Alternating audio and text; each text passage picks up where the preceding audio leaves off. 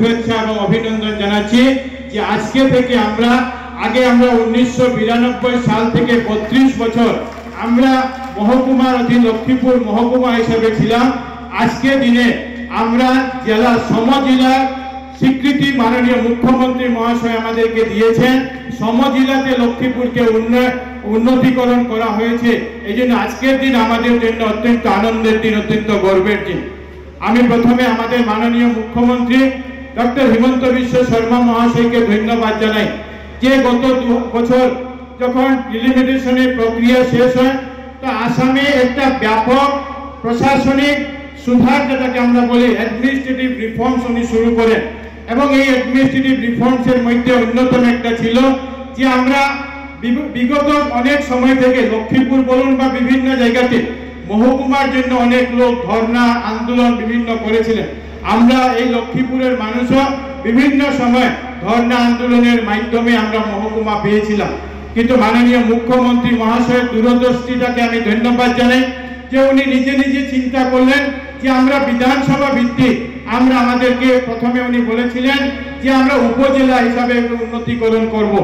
আর পরবর্তীকালে আমরা দেখলাম যে 79 উপজেলা গঠন করার সিদ্ধান্ত নেওয়া হয়, কিন্তু গত কয়েকদিন আগে আসাম মন্ত্রিসভা যে বৈঠক হয় সেখানে সিদ্ধান্ত নেওয়া হয় যে আমরা এটাকে উপজেলা নয় আমরা সমজেলা ইকুইভ্যালেন্ট ডিস্ট্রিক্ট ডিস্ট্রিক্ট হিসাবে আমাদেরকে উন্নতিকরণ করা হয়েছে। এই জন্য পুরো লক্ষ্মীপুরবাসীর তরফ থেকে আমি মাননীয় মুখ্যমন্ত্রী ডক্টর হিমন্ত বিশ্ব শর্মা মহাশয়কে ধন্যবাদ এবং কৃতজ্ঞতা জানাচ্ছি। আজকের দিন জেলা শাসক মহাশয় জেলা আয়ুক্ত মহাশয় বলেছেন যে আমরা মহকুমা হিসাবে আমাদের কি ছিল, নতুন সহজেলা হিসাবে আমরা কি পাবো। আমরা আজকের দিনে বলতে পারি যে লক্ষ্মীপুরবাসী আমরা নতুন অধিকার প্রশাসনিক অধিকার আমরা পেয়েছি। আমরা আজকের দিন এই 5 অক্টোবর নবরাত্রি চলছে আর এই দিন আজকের দিন আমাদের জন্য অত্যন্ত আনন্দের অত্যন্ত গর্বের দিন। এই জন্যই যেভাবে 1992 সালের 1 এপ্রিল প্রথম এসডিও হিসাবে এনসি চৌধুরী মহাশয় লক্ষ্মীপুরের এসডিও হিসাবে দায়িত্বভার গ্রহণ করেছিলেন, যেটা আমাদের জন্য আনন্দের দিন ছিল।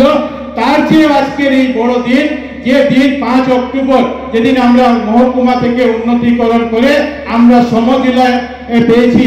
আর আগে যাকে মহকুমা শাসক আমরা বলতাম, এখন থেকে আমরা সহজেলা আয়ুক্ত হিসাবে ধ্রুবজ্যোতি পাঠক উনাকে দায়িত্বভার উনি গ্রহণ করেছেন।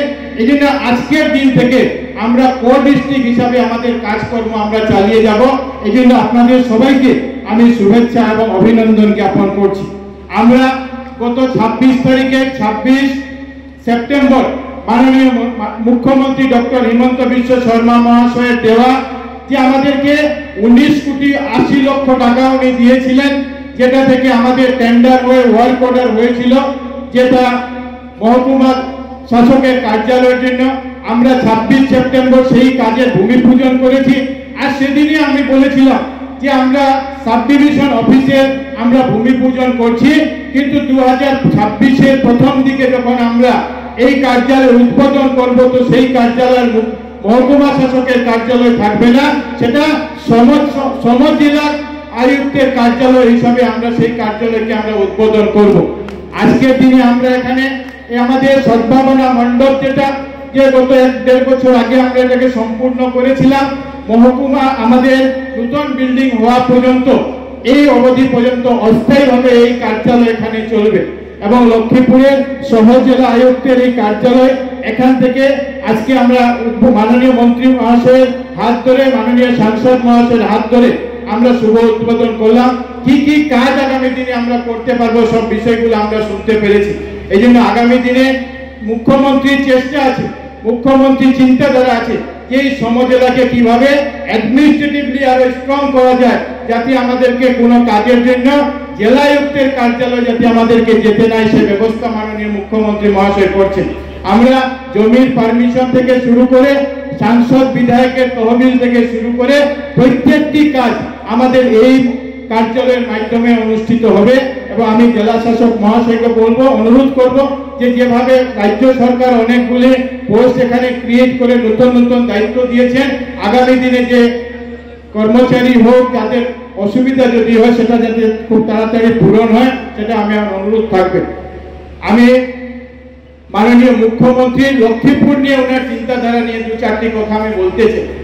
আপনারা জানেন যে 2021-এ নির্বাচনের সময় 27 মার্চ মাননীয় মুখ্যমন্ত্রী লক্ষ্মীপুরে এসেছিলেন।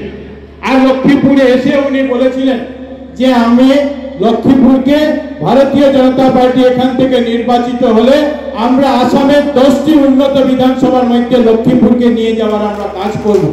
আর আমরা লক্ষ্য করেছি যে 10 মে 2021 সালে মাননীয় মুখ্যমন্ত্রী ডক্টর হিমন্ত বিশ্ব শর্মা মহাশয় আসামের মুখ্যমন্ত্রী হিসেবে দায়িত্বভার গ্রহণ করার সময় থেকে উনার যে চিন্তাধারা ছিল যে আসামকে ভারতবর্ষের 5টি শ্রেষ্ঠ রাজ্যের মধ্যে নিয়ে যাওয়ার যে পরিকল্পনা নিয়ে কাজ শুরু করেছিলেন, সেটার সঙ্গে সঙ্গতি রেখে লক্ষ্মীপুরের যে দাবি নিয়ে আমরা গিয়েছি, যে সমস্যার কথা ওনার কাছে বলেছি, প্রত্যেকটি দাবি মেনেছেন, প্রত্যেকটি সমস্যা সমাধানের কথা উনি চেষ্টা করে গিয়েছেন।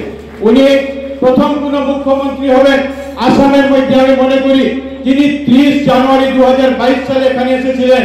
আর আসার কোনো উদ্দেশ্য ছিল না, আসার উদ্দেশ্য ওনার ছিল যে লক্ষ্মীপুরে মহকুমা শাসকের কার্যালয় কোন জায়গাতে হবে সেই মাটিটি গিয়ে আমি একবার দেখে আসব। আর আপনাদের মনে আছে কোভিডের সেকেন্ড ওয়েভ যখন চলছিল, মাননীয় মুখ্যমন্ত্রী 2022-এর 30 জানুয়ারি এসে এই মাটি দেখে গিয়েছিলেন, যেখানে আমরা আজকে আমাদের কাজ সেখানে চালাতে পারছি। আমরা লক্ষ্য করেছি যে এবছর 1 মার্চ মাননীয় মুখ্যমন্ত্রী মহাশয় লাভক মাঠে এসে লক্ষ্মীপুরের জন্য 400 কোটি টাকার প্রজেক্টের কাজের শিলান্যাস করে উনি গিয়েছেন। আর সেখানেই শেষ হয়নি, আবার 22 আগস্ট 2024 সালে মাননীয় মুখ্যমন্ত্রী আমাদের নির্বাচনী প্রতিশ্রুতি ছিল যে আমরা শিলঘাটে ব্রিজ নির্মাণ করব। দীর্ঘদিনের মানুষের দাবি ছিল যে দক্ষিণ বরাকের সেখানে ব্রিজ নির্মাণ হওয়া প্রয়োজন। আর মুখ্যমন্ত্রী আবার 22 আগস্ট 2024 সালে এসে সেই ব্রিজের উনি শিলান্যাস 85 কোটি টাকা ব্যয়ে সেই ব্রিজের উনি শিলান্যাস করে গেছেন। এক সম বিকাশ সম উন্নয়নে বিশ্বাসী মাননীয় মুখ্যমন্ত্রী ডক্টর হিমন্ত বিশ্ব শর্মা মহাশয়ের একের পর এক পরিকল্পনা নিয়ে উনি লক্ষ্মীপুরের জন্য কাজ করে যাচ্ছেন। আমরা দীর্ঘদিনের দাবি ছিল যে লক্ষ্মীপুরের যে হাসপাতাল আছে, যে বিপিএসসি অনেক পুরানা বিপিএসসি, সেই বিপিএসসি কে সাব ডিভিশন হাসপাতালে আপডেট করা হোক। কিন্তু মাননীয় মুখ্যমন্ত্রী মহাশয় সাব ডিভিশন হাসপাতাল করেননি, লক্ষ্মীপুরকে 127 কোটি টাকা দিয়েছেন সেটাকে ডিস্ট্রিক্ট হাসপাতাল নির্মাণ করার জন্য, এবং বেসমেন্ট প্লাস G+6 মানে 8 তলা বিল্ডিং নির্মাণ করার উনি প্রক্রিয়া শুরু হয়েছে। গতকালকে আমরা দেখে এসেছি যে সেখানে যে প্রিলিমিনারি কাজ যেগুলি, সেই প্রিলিমিনারি কাজ শুরু হয়েছে। আমরা দাবি রেখেছিলাম মুখ্যমন্ত্রী মহাশয়ের কাছে যে লক্ষ্মীপুরে 2টা কলেজ আছে, নেহেরু কলেজ আছে এবং SM দেব কলেজ আছে, কিন্তু ভিন্নাকান্দি এলাকাতে আমাদের কোনো কলেজ নেই। মাননীয় মুখ্যমন্ত্রী মহাশয় আমাদেরকে মডেল 35 কোটি টাকার মডেল ডিগ্রি কলেজ দিয়েছেন, যেটা আমরা এই দীপাবলির পরে যার কাজ আমরা শুরু করতে যাচ্ছি ইতিমধ্যে 1 মার্চ এটা উনি শিলান্যাস করেছেন। আমরা দেখেছি যে আমাদের এখানে 100 শতবর্ষ প্রাচীন আমাদের আর্লি স্কুলের জন্য, আমাদের নেহেরু স্কুলের জন্য, RCBP স্কুলের জন্য 7 কোটি টাকা, এক একটা স্কুলের জন্য 7 কোটি টাকা করে উনি দিয়েছেন, যাতে আমরা সুন্দর বিল্ডিং আমরা তৈরি করতে পারি। আপনাদের জেনে অত্যন্ত আপনারা আনন্দিত হবেন যে আসামে 39টি CBSE মিডিয়ামের মডেল স্কুল নির্মাণ করার সরকার পরিকল্পনা নিয়েছিল, আদর্শ বিদ্যালয়। আর এর মধ্যে আমাদের লক্ষ্মীপুরে আমরা মুখ্যমন্ত্রী মহাশয়ের সহযোগিতায় আমরা পেয়েছি, যেটা 2023 সাল থেকে আমরা ক্লাস শুরু করেছি, এবং এবছর 7 কোটি টাকা সেটার জন্য এসেছে নতুন বিল্ডিং তৈরি করার জন্য। আমরা নেতাজি সুভাষ রেসিডেন্সিয়াল স্কুল আমরা পেয়েছি, যে রেসিডেন্সিয়াল স্কুলের কাজ আগামী 8 তারিখে আমরা সেটার জন্য প্রায় 7 কোটি টাকা পেয়েছি, যেটার কাজ আমরা শুরু করতে যাচ্ছি। আমরা চা বাগান এলাকাতে শিক্ষায় অনেক পিছিয়ে, আর এটার জন্য মাননীয় মুখ্যমন্ত্রী মহাশয় যে চা বাগান টি গার্ডেন মডেল স্কুল করার পরিকল্পনা উনি গ্রহণ করেছিলেন। আর সেটার সঙ্গে সঙ্গতি রেখে এবছর আমরা 4টি স্কুল টি গার্ডেনে পেয়েছি। আমাদের চেংজু চা বাগান, বাহাদুরপুর চা বাগান, বর্তল চা বাগান, লেদিয়াচড়া চা বাগান, 4টি বাগানে টি গার্ডেনের মডেল স্কুলের কাজ চলছে। আমরা শুধু কলেজ নয়, আমরা লক্ষ্মীপুরে একটা আমাদের ল কলেজ আমরা পেয়েছি, যেটা আমাদের চেষ্টা আছে যে 2025 সাল থেকে আমরা সেখানে ল যে ক্লাস, সেই ক্লাস আমরা যাতে সেখানে শুরু করতে পারি। মাননীয় মুখ্যমন্ত্রী মহাশয় লক্ষ্য করেছেন যে বিভিন্ন চা বাগান আছে, চা বাগানে মানুষ শত বছর থেকে সেখানে অনেক লোকরা বাস করে, জমি সংকুচিত হয়েছে, বাড়িতে কোনো অনুষ্ঠান করা সম্ভব হয় না, সেটা চতুর্থ মঙ্গল হোক, সেটা অন্নপ্রাশন হোক, বিয়ের ব্যবস্থা হোক, করা সম্ভব হয় না। এই জন্য বাগানে বাগানে জগন্নাথ কমিউনিটি হল এবং স্কিল সেন্টারের ব্যবস্থা করেছে। প্রায় 3 কোটি টাকা করে, প্রায় 1.5 কোটি টাকা করে একটা জগন্নাথ মন্দির, 12টা জগন্নাথ মন্দির আমরা আমাদের বিধানসভাতে পেয়েছি, যাতে আর আমাদেরকে বাগানের মানুষদেরকে টেন্ট হাউস এনে বড় করে প্যান্ডেল বানানোর প্রয়োজন নাই। সেখানে আমরা যে আমাদের সাংস্কৃতিক সামাজিক অনুষ্ঠান আমরা করব, আর বাকি সময় সেখানে চা বাগানের ছেলে মেয়েদের জন্য যে স্কিল ট্রেনিং এর যে ব্যবস্থা, সেই স্কিল ট্রেনিং এর ব্যবস্থা সেখানে করা যেতে পারে। আমাদের রাস্তাঘাটের উন্নয়নের জন্য সেভাবে পরিকল্পনা নেওয়া হয়েছে। আমরা দীর্ঘ পুরাতন নন্দচাঁদ ব্রিজের আমরা কাজ শুরু করে সেটাকে সম্পূর্ণ করে জনসাধারণের জন্য উৎসর্গিত করা হয়েছে। আমরা নতুন 14টা ব্রিজ পেয়েছি, ছোট বড় ব্রিজ পেয়েছি। আমরা আসাম মালার অধীনে 55 কোটি টাকার আসাম মালার কাজ আমাদের ফুলেরতল থেকে আমজুর ঘাট পর্যন্ত সেই রাস্তার কাজ চলছে। আমরা নতুন নতুন আরো পেয়েছি।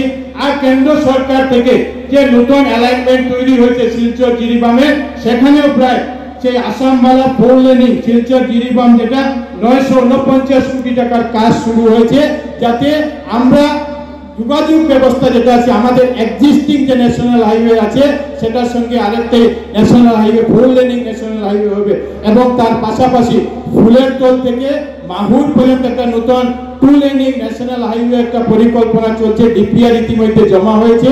যে হাফলং থেকে তামেংলং পর্যন্ত যে ন্যাশনাল হাইওয়ে, সেটার সঙ্গে গিয়ে যেতে এই পয়লাপুর রাস্তা সংযুক্ত হতে পারে, সেই ব্যবস্থা মাননীয় মুখ্যমন্ত্রী মহাশয়ের তরফ থেকে করা হয়েছে। লক্ষ্মীপুর শহরে জলের সমস্যা আছে, কিন্তু আমরা দেখেছি 20 কোটি টাকার আমরুট টুর কাজ শুরু হয়েছে। আর আগামী 1 বছরের মধ্যে আমরা লক্ষ্মীপুরের 5000 মানুষের বাড়িতে জলের আমরুট টুর অধীনে জলের কানেকশন আমরা দিতে পারবো। আমাদের এখানে দুটা স্টেডিয়ামের কাজ চলছে, 10 কোটি টাকার সিগনেচার প্রজেক্টের ইনডোর স্টেডিয়ামের কাজ চলছে, 12 কোটি টাকা দিয়ে ভিন্নাকান্দিতে আমাদের আউটডোর স্টেডিয়ামের কাজ চলছে, যাতে খেলাধুলার সঙ্গে সঙ্গে সম উন্নয়ন সমবিকাশে মাননীয় বিশ্বাসী মাননীয় মুখ্যমন্ত্রীর নেতৃত্বে আমাদের কাজকর্ম আমরা এগিয়ে যেতে পারি। আজকের দিনে এই সমস্ত লক্ষ্মীপুরবাসীর তরফ থেকে বিভিন্ন কাজের জন্য, লক্ষ্মীপুরকে এগিয়ে নেওয়ার জন্য, লক্ষ্মীপুরকে মাননীয় মুখ্যমন্ত্রীর প্রতিশ্রুতির মতো সাহায্য সহযোগিতা করার জন্য আমি ধন্যবাদ এবং কৃতজ্ঞতা জানাচ্ছি।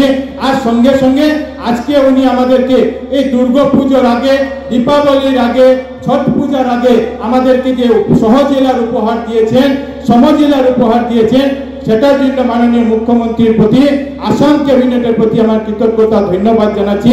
মাননীয় মন্ত্রী জয়ন্ত মল্ল বড়ুয়া মহাশয়, উনি প্রথমবার আমাদের বিধানসভাতে আজকে উপস্থিত হয়েছে, আর উপস্থিত হয়েছে যে একটা বিশাল আমাদেরকে উপহার নিয়ে ওখানে উপস্থিত হয়েছে। ওনাকে আমি ধন্যবাদ এবং কৃতজ্ঞতা জানাই। এবং উনি যেহেতু আমাদের জেলার অভিভাবক মন্ত্রী হিসাবে কাজ করছেন, উনার গাইডেন্সে যাতে আমরা আমাদের এই সমজেলাকে আরো এগিয়ে নিয়ে যেতে পারি। আমি ধন্যবাদ জানাচ্ছি আমাদের মাননীয় সাংসদ শ্রী পরিমল শুক্লবৈদ্য মহাশয়কে। উনি আমাদের এই কার্যক্রমে উপস্থিত হয়ে আমাদের এই আজকে আনন্দের দিনে উনি সামিল হয়েছেন, ওনাকে ধন্যবাদ জানাই। শিলচর উধারবন্দের সম্মানিত বিধায়ক সহ মঞ্চাসীন যারা আছেন সবাইকে আমি ধন্যবাদ জানাই। আপনারা যারা এখানে উপস্থিত আছেন আপনাদের সবার প্রতি আমার শ্রদ্ধা নিবেদন করছি। দুর্গা পূজার শুভেচ্ছা জানাচ্ছি, অভিনন্দন জানাচ্ছি। সামনে বিজয়া দশমীরও আগাম শুভেচ্ছা অভিনন্দন জানিয়ে আপনাদের সবার প্রতি আমার শ্রদ্ধা জানিয়ে, নমস্কার জানিয়ে আমার বক্তব্য শেষ করছি। ভারত মাতা কি, ভারত মাতা কি, ভারত মাতা কি।